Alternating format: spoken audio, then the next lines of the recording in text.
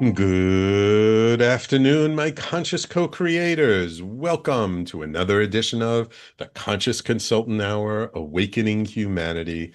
I am very, very pleased that you are all here with me today. We've got another wonderful show with a great author coming on in just a few minutes. I'm sure you'll really appreciate this show. Um, Before I get into my blog post, I just want to briefly talk about something that I learned happened this week. On Monday, I got a call from a friend of mine letting me know that a mutual friend of ours on the West Coast had died by suicide. And, I knew this woman. I've known her for a few years virtually. I didn't know her very, very well, but I did know her.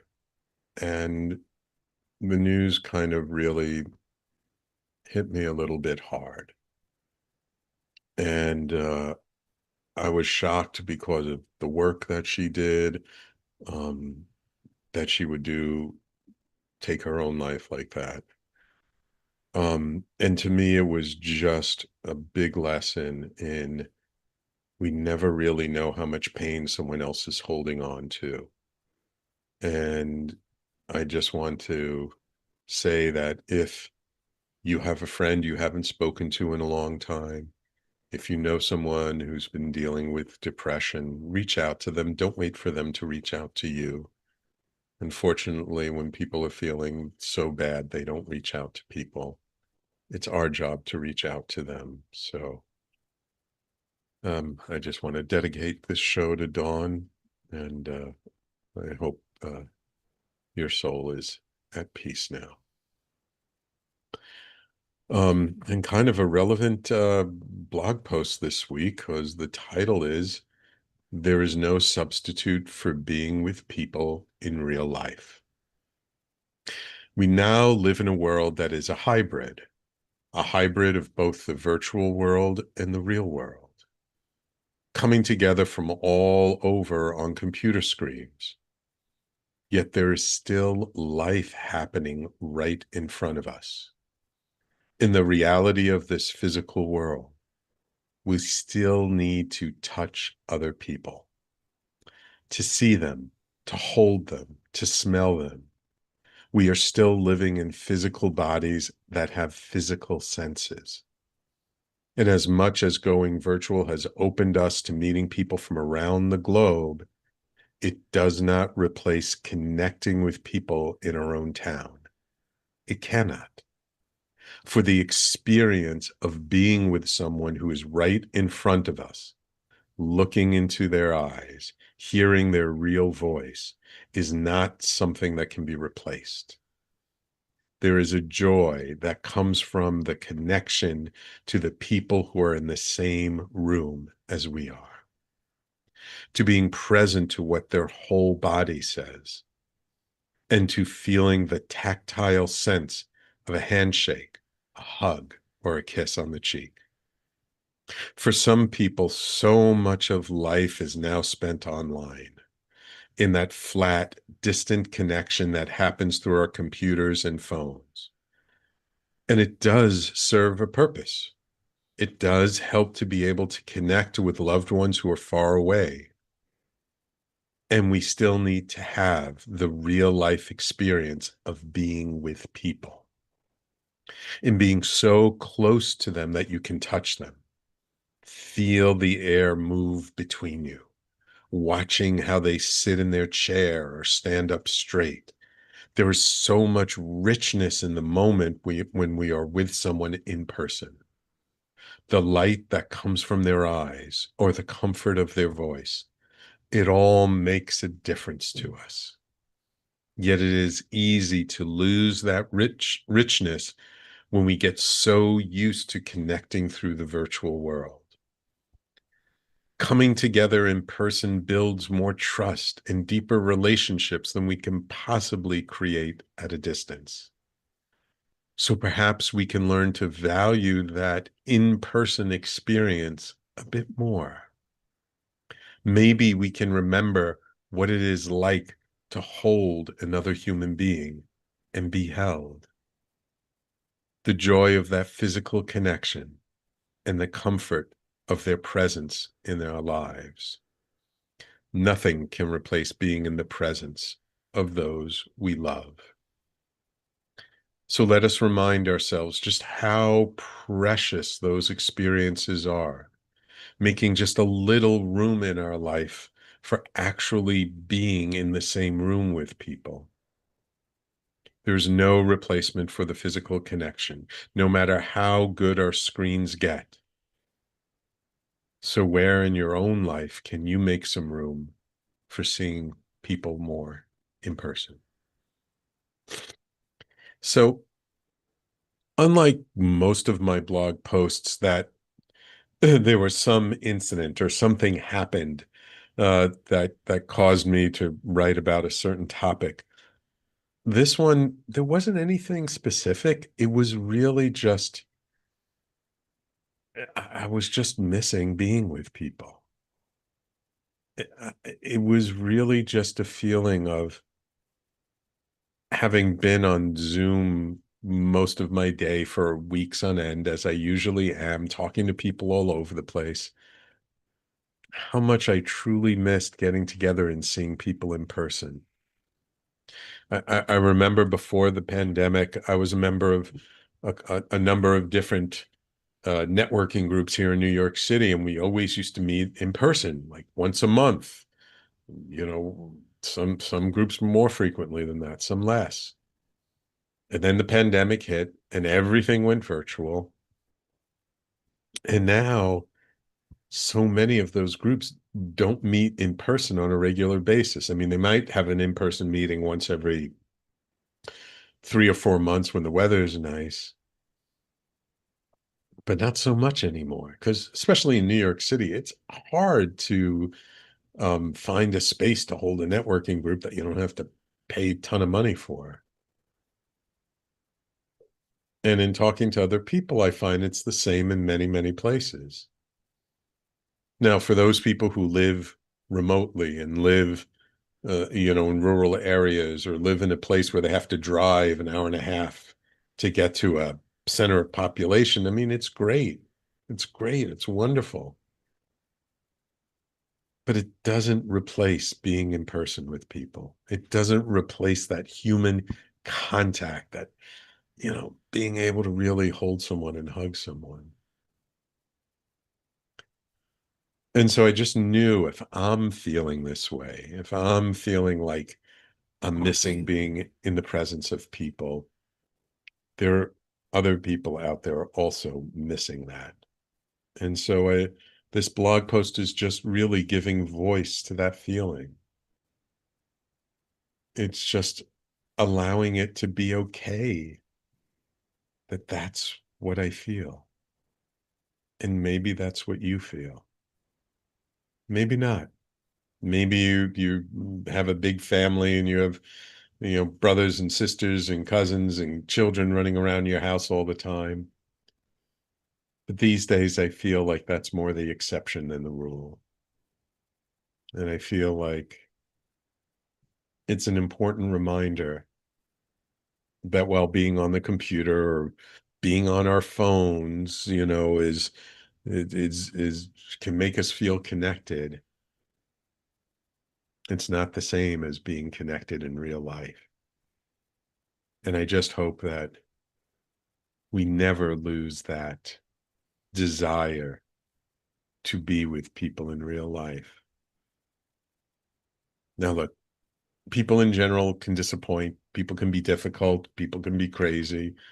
I know. I know. And there's still tremendous value in being in the same room with other people. So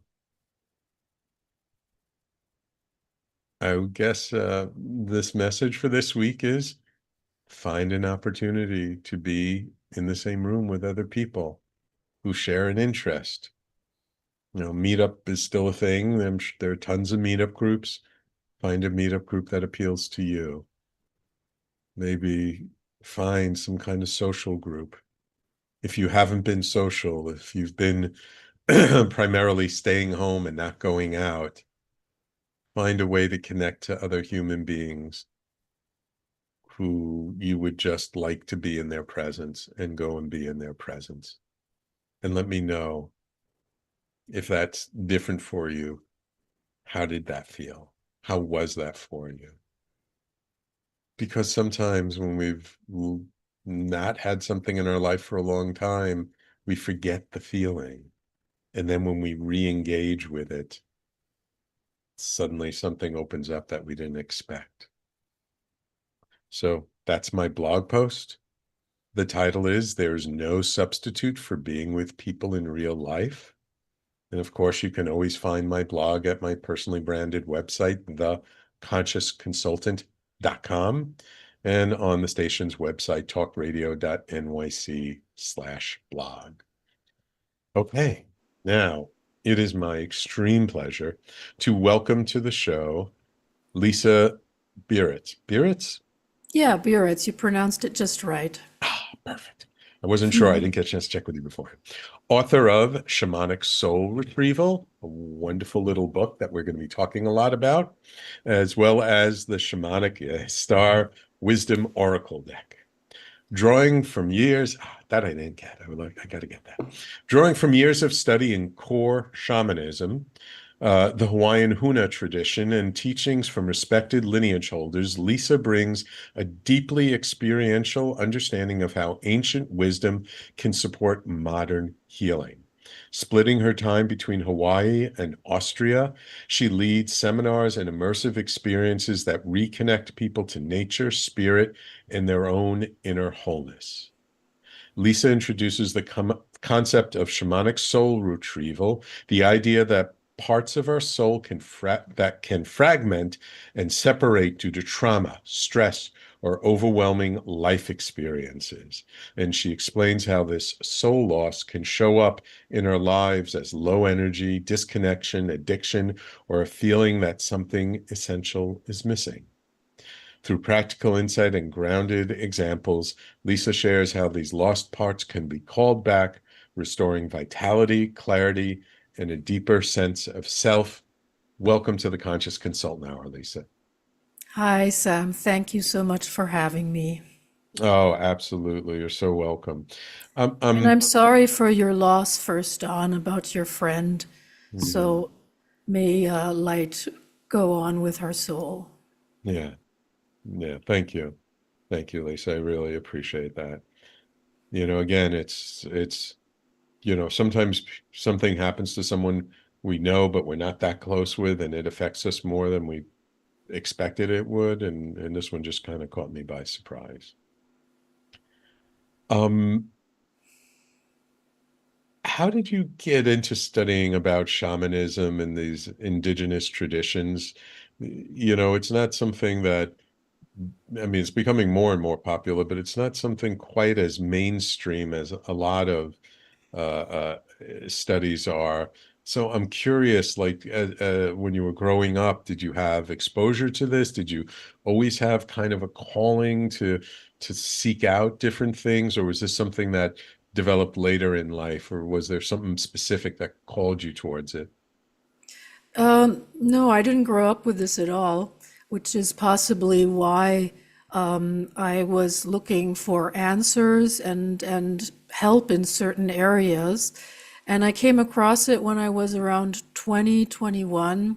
Hmm. I was traveling, I was working as a journalist, and I was traveling to Namibia with a reporter and came across shamanism and shamanic practices there the first time. And it Hmm. absolutely intrigued me. And I felt I want to learn more, I want to experience more. And I had a lot of issues in my life, health issues, emotional issues, where regular psychotherapy education wasn't really helping me, medicine giving me answers. And I Hmm. started getting the answers in those areas that I was looking for. I also learned a lot about other types of teachings and also got a lot of good from those Buddhism and who knows what else a lot, but probably the shamanic teachings have stayed with me the longest. So there was something about the shamanic teachings that just resonated with you more deeply?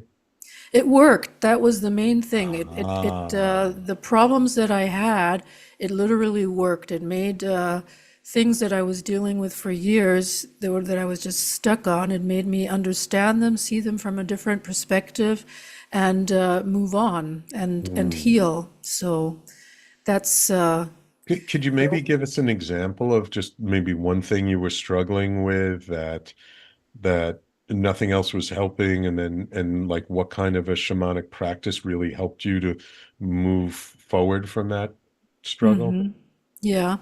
So I used to be a competitive athlete and a fairly decent one as well. And I had a lot of due to all the running and jumping, I had a lot of back pain, and the doctors were convinced that I would have to get a operation pretty Mm. early on. And I, of course, went into yoga. I started doing that. But then when I started working, and this took years, so this was a process that I was going through for years. And then when I came across the shamanic work and I really started learning in this area, and I received soul retrieval and extraction. It went away fairly soon, within a couple of weeks, and it hasn't Mm. come back. I mean, yeah, I still need to stretch and exercise normal like everybody else, especially when we sit a lot in front of the computer. Yeah. Yeah, but the issues that were connected to that, it just worked. And I can give many examples like that, several from myself and also from other people. Mm. And it works for some people, it doesn't work for other people. I don't believe in only one path. The Yes. paths that we find to healing and to wisdom are so multifaceted as there are types of people, plants, animals on our planet, and it's supposed to be Mm. exactly like that. There is no Mm. one path better than the other. Mm. And and how long did you studied all these things before you kind of felt the calling that you should publish something about it? I'd say about before I would publish, that was around 20 years. Articles, Mm. yeah, I like writing Okay. articles earlier on because I was trained as a journalist. That's what I did in university and worked in for quite a long time before I switched full time to the healing work. But actually, publishing books about it, that was about 20 years, yeah. No. And Yeah. and what kind of was the impetus for you to switch into doing the healing work full time? Like what got you to kind of make that step of like, this is my path? I was at that point, even though I really loved working in mainstream journalism and I was also Mhm. what you would consider successful, I realized it was a dead end for me in terms of Mm. depth. I am not a superficial person, even though I enjoy going out and having fun and dancing and all Yeah. that and art and food. I can do it and I enjoy it regularly. Like you were saying in your blog, it's Mhm. so important to be with people in real person. Yeah. And I try to enjoy that as much as I can with my loved ones, my family, and also friends, going out and just doing stuff together and enjoying life at the Mhm. surface. And at the same time, I have a hard time connecting with anything, work, people, where I don't feel that there is a certain depth or willingness to really go down to where it's dark Mhm. and icky and Mm. Yeah. into the shadows. Yeah. So, yeah. Um, and so like you studied this stuff for a long time. Was there a specific incident or something that got you to say, you know what, I need to step into this full time. I need to leave. Exactly. That's Okay. where we were at. I got a Yeah. little sidetracked. No problem. Sorry. And I didn't have that in journalism anymore. And then Hmm. at the same time had already been studying these areas for a really long time. People were starting to approach me about it, to do sessions with them. My spirit guides were telling me that I should do this. I was a little bit nervous about it, but I also felt like I wanted to do it. And then I just said, okay, there was a certain incident at work where I just really felt like it was time to go, time to move on. You know, when unpleasant things happen, a lot of times they're showing us it's time to move on in some way if we missed the calling earlier. So, Yeah. yeah. So that's what I did, and it just evolved beautifully. I mean, the first couple of years, just living day by day, but never having to go in any debt, and that was great. And then it just from there on just bloomed more and more and more. And how long ago was that you made that transition? That would be about 20 years now. Yeah, Oh, okay. So it's been a I'm, while. Okay. yeah. Well, I'm 57, Yeah. and I did this in my early 30s, I think, the transition. Yeah. Um, did, Yeah. did you get a hard time from when you made the transition from like friends and Yes. family? Did people Yes. I knew what that you was were like immediate? asking. Yeah. Yes. A lot of people fell away. They couldn't understand what I was doing. They thought I Mm, was nuts, mm, giving up a good job in a mhm. prestigious, at the time, magazine, and I was also working for radio, and doing something like this. And back then, it was much less known than it is nowadays. Yes. Yes. It's luckily come more and more into the public eye again, all these alternative ancient healing methods and Yeah. modern day healing methods. And yeah, my parents also didn't really. My Mm. mom tried to understand. My dad, he didn't say it, but a friend of his said, my dad isn't alive anymore. Mm. But a friend of his, he told me what a friend of his said. He says, "Oh, you've lost your daughter now." So, and it's okay. Uh, You have to follow your heart. But yeah.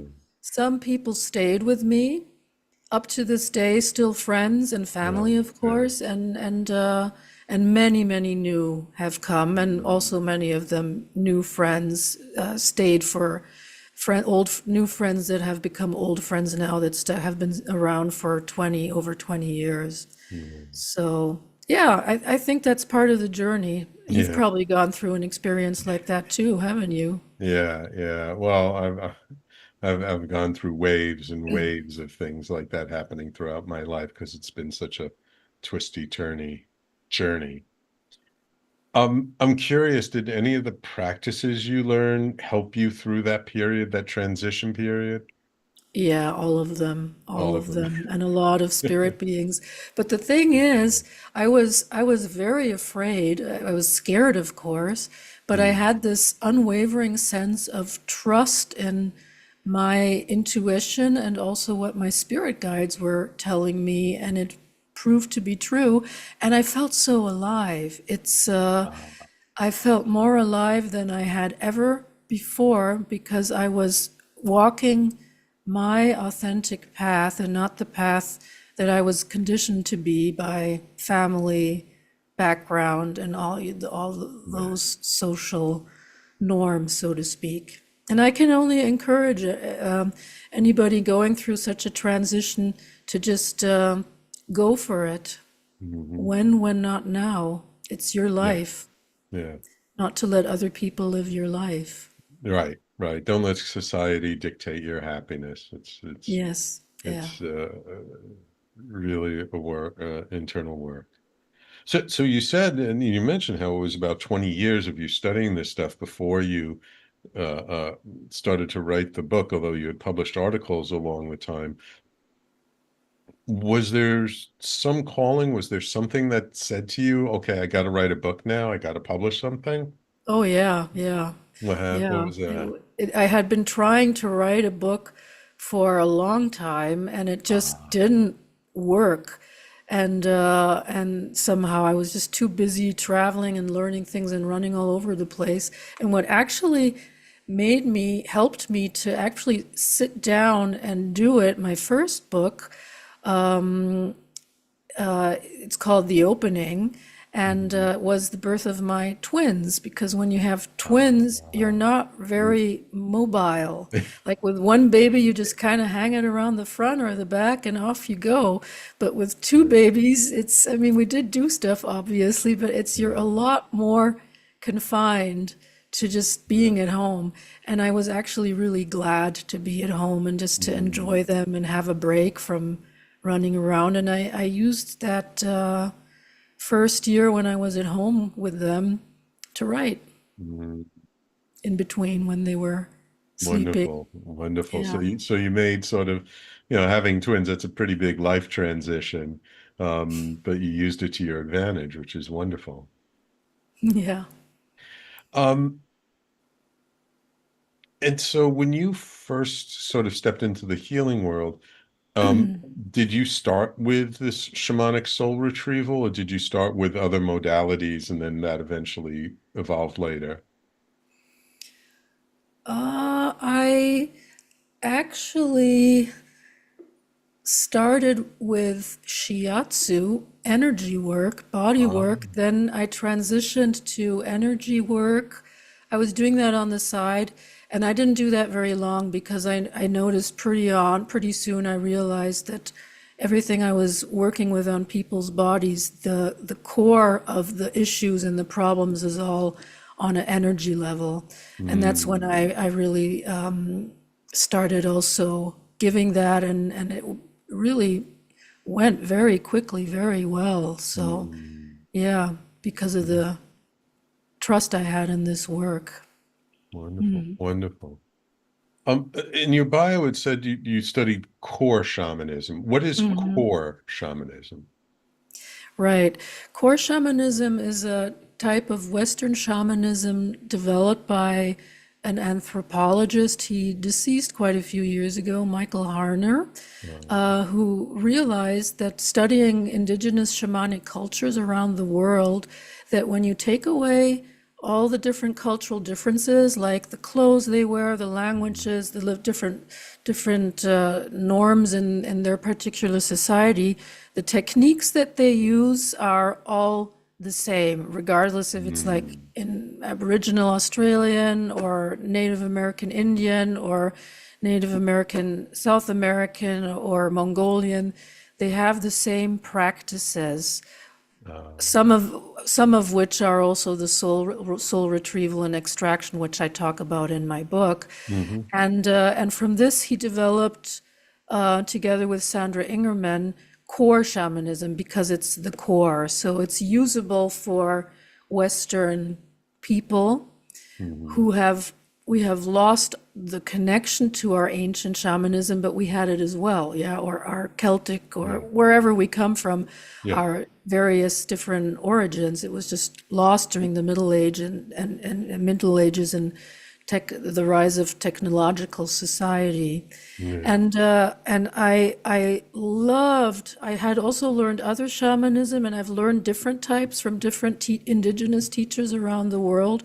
But I loved learning this pretty early on, because when whenever I go with an indigenous shamanic teacher, I immediately know what they're doing because of this core shamanic knowledge. I don't even have to know their language. I can just see it and perceive it. And I could tell that if like a Western person who doesn't have this core shamanic background is watching them, it's like big question mark for them. They're like, what the Mhm, heck is going on here? mm, And feeling overwhelmed and like they have to learn the language and who knows what. And this core shamanic techniques practices, it takes you right to the basis mm. of what is actually being done. So it sounds like it's a great foundational sort of study where you learn It's, the yeah, foundations of all this stuff so that then when you see how it's applied in different cultures, you have the foundation to understand the context of it and what's going yes, on yeah, without necessarily being so familiar with the actual individual rituals or the actual yeah, cultural yeah. differences. Wonderful. Yeah, yeah, yeah. And it's also for anybody who's interested in learning this. Michael Harner and Sandra Ingerman developed the Foundation of Shamanic Studies, and they have chapters, groups all over the world. So Hmm.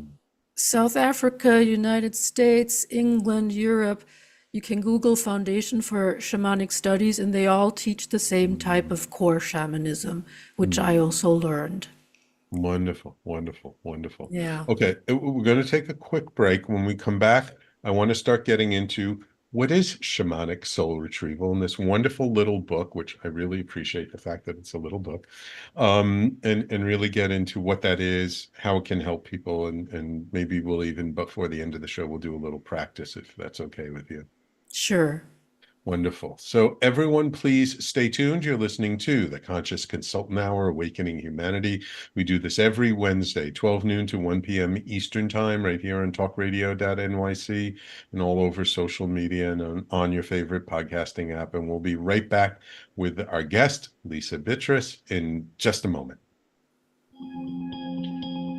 Are you a spiritual seeker? Are you interested in expanded states of reality? I'm Sam Liebowitz, your conscious consultant. And on my show, The Conscious Consultant Hour, Awakening Humanity, we will dive into these topics with authors, teachers, researchers, and guides. Tune in at our new time, Wednesdays at 12 noon Eastern Time. That's The Conscious Consultant Hour, Wednesdays, 12 noon Eastern on TalkRadio.NYC. You're listening to Talk Radio NYC. Uplift, educate, empower.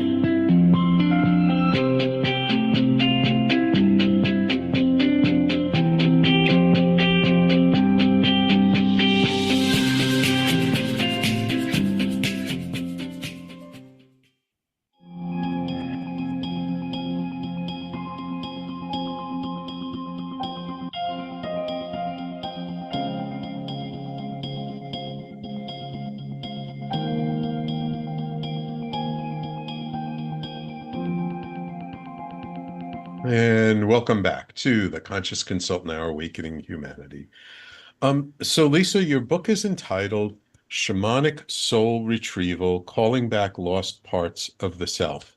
So let's get into it. What is soul retrieval? Yeah, so you can imagine from a shamanic perspective, you can imagine that your soul is like a ball of light, a ball of energy. Everybody, or not everybody, but some people have seen a person who's not in their body anymore, who's passed, and the body really looks just like a wax figure. So it's this essence, it's the soul which gives it energy, which gives it vitality, which gives it life, light and life. And we're born with that. So, for example, in Hawaiian Huna shamanism, they talk about the bowl of light that you get born with, and then you have a symbolic bowl, and on regular basis you have to clean out that bowl of Mm. anything that gets in there and fill it up again with the parts that have left you.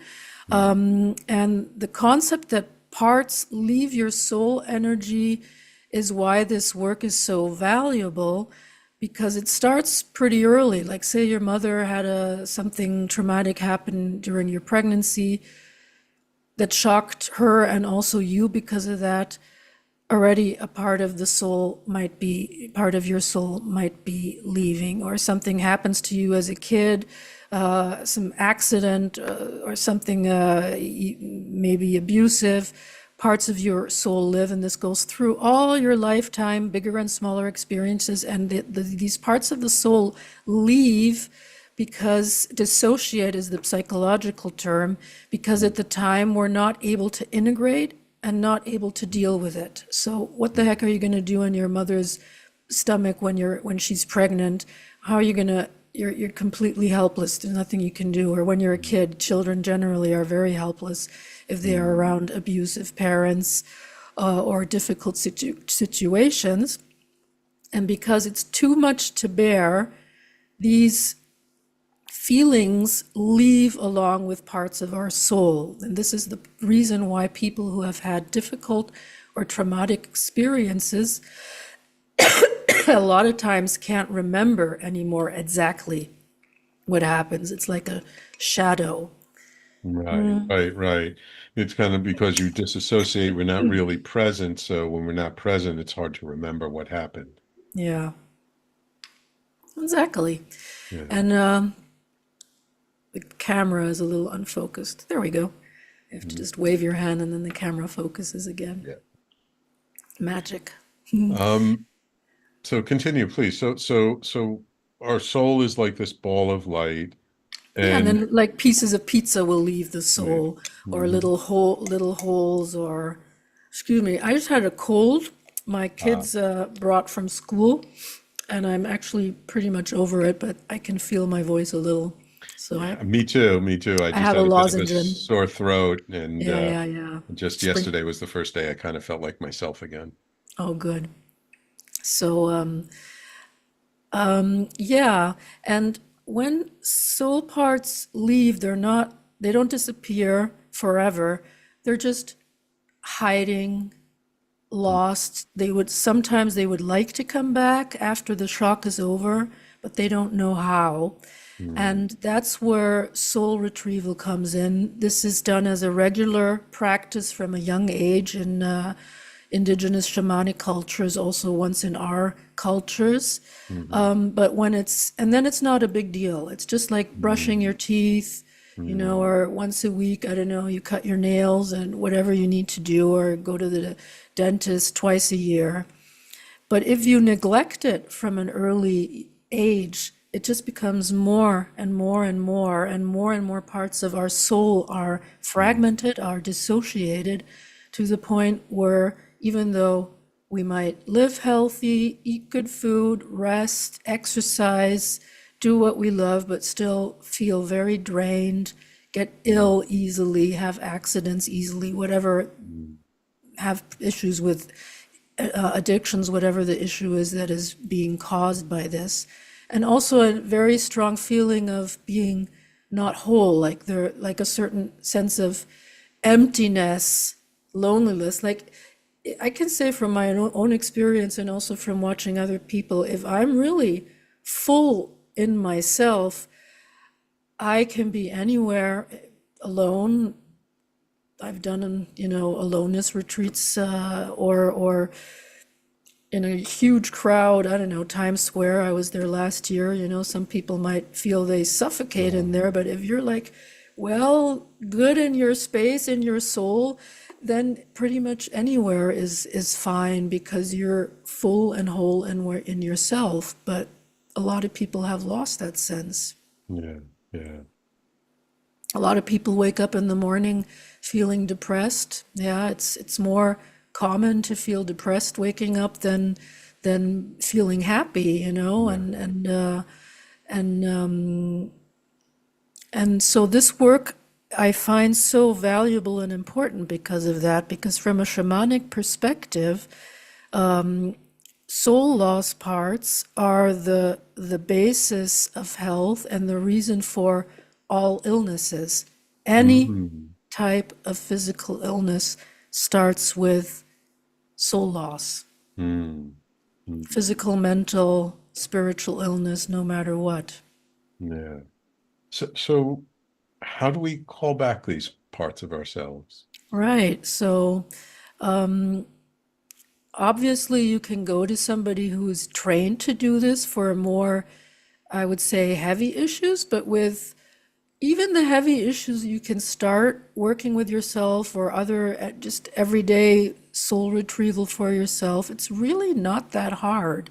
That's the thing that I love about shamanic practices, is that they're so simple, once you learn them. And the Right. reason they're so simple is because they're so ancient. They're our oldest healing system on the planet. They go back 30, 40,000 years, and they've been passed on from generation to generation orally, by trial and error, what works, what doesn't work.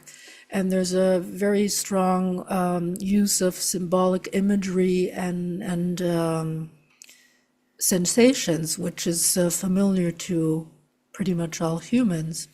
So you want to, well, I'll just tell you, let's say you want to do a soul retrieval right now for what might be the best for you if you don't know specifically what, or let's say you're, whatever you feel ill or something in your job isn't working. So whatever issue you want, so you say your name, you state that issue, you close your eyes, calm down, relax, breathe in and out, get into a meditative state, and you call a spirit guide if you don't have one yet. And anything might show up, an angel, a dwarf, an animal, power animal, and then you might see it, you might sense it, if you're not so visual, and then you ask, are you my helper guide? And then you'll get a sense, yes, if it sticks around, and then you'll ask it to help you. And then a lot of times it will take you with you on bringing back the soul part. So what is really fundamental to this work is that you do not have to do it yourself. You have the support and help of spirit guides from all different realms to come and support and help you, which makes it so much easier. We can't really solve problems with our brain. But usually when we relax, go into a meditative state, sometimes we get our best inspiration ideas. And the shamanic work specifically works with that relaxed state, trance state, in addition to working with spirit guides in different realms. And then this spirit guide might take you to there where your lost soul part is. Sometimes it'll go without you. It'll say, no, this is too much for you to deal with for whatever reason. There might just be really terrible things there. You know, a lot of times soul parts, either they're completely alone somewhere still on the planet where something might have happened, or in different dimensions, really just like lost in space, literally. And sometimes souls who have experienced similar things, like in hospitals or accidents or abuse, they tend to somehow flock together like in grapes. It looks almost like grapes, you could say. And if your spirit guide knows pretty well if you're able to handle that or not. And when it's something is just too much, too terrible, your spirit guide will do it for you and then bring your soul part back. Or you go there and bring the soul part back with your spirit guide. And then you ask, are you my soul part? And the soul part is usually the age it left you. So you might see a little baby, or you might even see yourself in a past lifetime looking completely different gender, different skin, maybe even from a different planet. It's all possible. And then you first identify, are you my soul part? So, because you want to make sure that it's not somebody else's. Doesn't happen often, but it can happen. And then you ask, why did you leave me? And then you listen. Yeah, and if it's a baby, obviously, when you were a baby, a lot of times you won't hear it verbally, but you'll start remembering, you'll start seeing images. It takes time to do this, and it goes very deep, can be painful remembering these things. That's part of the process. And then you ask your soul part, what qualities left with you? Yeah, and for example, the soul part might say, well, trust, the ability to trust in other people, or joy, or childlike childlikeness, or how would you say childless? I don't know.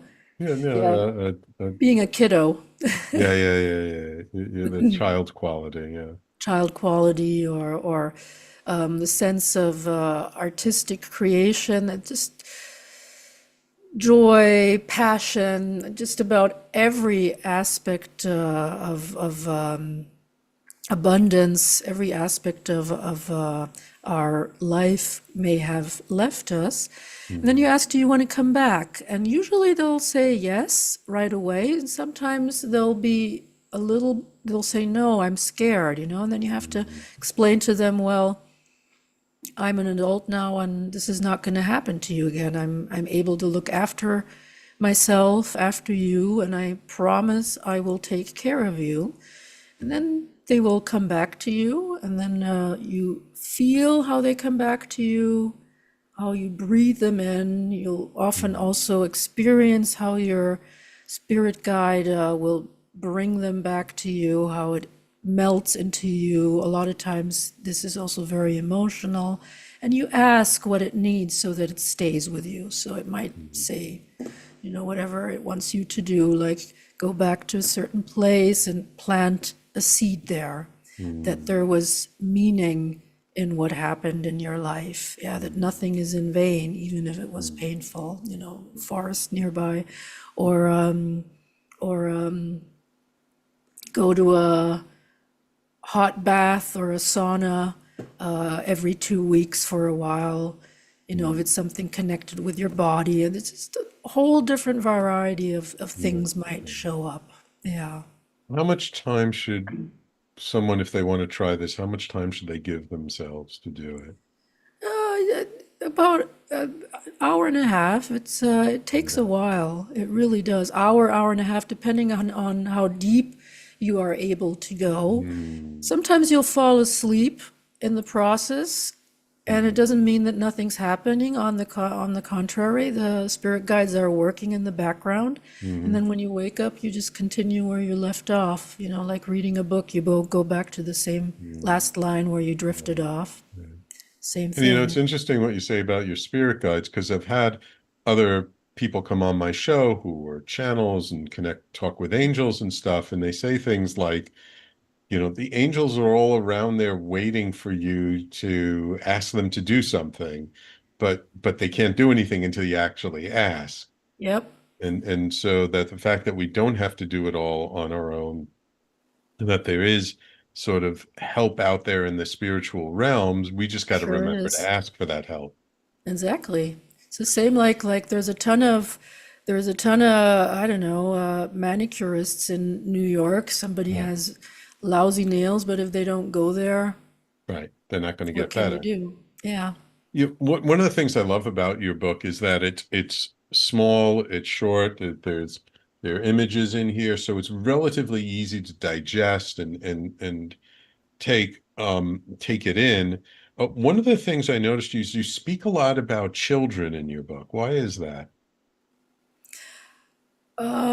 because in the indigenous shamanic cultures and also our own past as indigenous cultures where we lost this knowledge, this wisdom is started and done at a younger age already. So Mm. they teach their kids about it at an early age. They do it with their, like I was saying, if you do soul retrievals, I don't know, once a month regularly with your kids, or your kid comes home, had a fight Mm. at school, and then you take care of the wounds and give it a hug, and then do a soul retrieval for them, then you don't have to deal with that in 20 years when the kid Mm. is still having a trauma about a certain kid in school who bullied him. You just Yeah. deal with it then and there. So, and also because I have children, and I've worked with children, and children are our future. Yeah. Yeah. Absolutely. That's our foundation for everything to move on well. Yeah. Um, what does the practitioner need to know that's not necessarily obvious about holding space for someone to do a soul retrieval? And another thing, sorry, another oh, thing about children is they understand this really well because ah, it's a work of imagery yeah. and very easy for them to do and understand. So it resonates with them on a very Yeah, fundamental level. yeah. Yeah. Thank you. Thank you. Yeah. So if someone's a practitioner, what do they need to know about this that maybe isn't obvious on first glance? A practitioner, Like well, someone who's holding space for someone doing soul retrieval. they would have to learn it. You Yeah. can't just give it. That's not possible. Right. Okay. I would really, this book is not a training for people to work with it therapeutically with other people. It's an introduction to the topic and how to understand and work with yourself. I would recommend if anybody is a practitioner to do a good training Training and with core shamanism. and how to Okay. give soul retrievals. Good. Good. Good. Good. Um, you've been doing this work for, I would say, a long time. Um, do you still come across challenges that you find like you really have to step back and go deep into a practice yourself in order to be able to come back? Or because this is such a regular part of your life, is it's just something so natural that the challenges don't feel like challenges anymore because you just integrate them right away? Um, yeah, that's a very good question. So working with people, it has become how would routine is not the right word because it's so different every time, but it's like Hmm. it's I can see quicker. That's also the feedback I get from people I work with, that I can quicker and easier see what the issue is that needs to be dealt with. But my challenges, where I am learning at this point, is with my children. Your own children. Yeah. Yeah, they are 16-year-old twins Ooh. and two girls and we love each other and we get along very well. And at the same time, there are a lot of challenges to Hmm. watch them grow from my perspective, awareness, how I would do things, and to understand that I have to give them their space to make their own experiences. And they're so different from me. They're similar in Mm. some ways, but also similar in many ways, but also so different. And that is at the moment, where I'm really evolving spiritually is to give them that space when I'm worried, to let go of my worry and to support Mm. them where I can. So that's very challenging for me. Yeah. That's where I really grow. And yeah, because I've literally, but isn't it nice? You think you know it all. You've worked with thousands of people, done tons of groups, dealt with all kinds of situations and things, and just feel really ripe and wise in a certain way. And then, boom, life just throws you a curveball, and you start all over again. And like, Yeah. wow, I don't know anything. So this has Yeah. been very humbling and good for me. Yeah. Good. Good. That's wonderful. That's wonderful. Yeah. Yeah, I think I've heard so many teachers say the same thing, that like your children are your biggest teachers. Yeah, and especially I work in the area of spiritual and soul and personality development, and when you know so much, I think it's even more challenging when you have kids to not Yeah. be overbearing and give them their space. And they come and ask questions anyhow, but sometimes it's just like, I know it's too much. I gotta Yeah. shut up. Yeah. Yeah. I'm curious, since you started doing this work, do you find people are more open to it now, or do you feel it's kind of the same? Like when you talk about this work, Do you find like just the average person is more curious, more open, or less, or the same than before? And like 30 years ago? Yeah. Yeah, I do think more people are open to it. More people have heard about it, Hmm. and ask questions. And that's just one of the wonderful things about the internet, that information has traveled and moved on in good ways as well. And you are Hmm. contributing to that with your show. And thank you so much, Sam. Of course, of course. Thank you. So if people want to learn more about you, get in touch with you, seek your services, how did they find you? Where would they find you online? How'd they get in touch with you? The best on my homepage, it's lisarainbow.com. Okay. And what kinds of services do you offer to people? I give in Europe, I give trainings for those who are in Europe. I give in-person trainings. I also do online trainings. So you can find it all on my homepage. Okay, wonderful, wonderful. Thank you, Lisa. So that's lisarainbow.com. And Lisa, please, if you ever happen to come through New York City again, don't let me know if you're going to be in Times Square. I'm more than happy to meet you there. Great. Thank you, Sam.